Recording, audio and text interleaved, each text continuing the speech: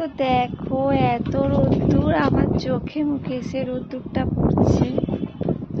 এখন মোটামুটি 5টা 15 বাজে, তাতেও রোদ্দুর এত।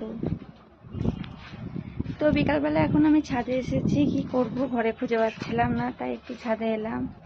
তো ছাদে সুন্দর হাওয়া হচ্ছে, আর এখানে বেশ ভালো লাগছে ছাদে। বিকালটা একটু কোথাও মন চাই একটু বেরোই, তো কোথাও যদি না যাওয়া হয় তো ছাদেই আসি।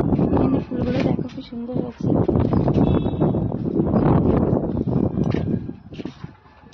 রোদ্দুরটা ভীষণ উঠেছে, এখন রোদ যায় না।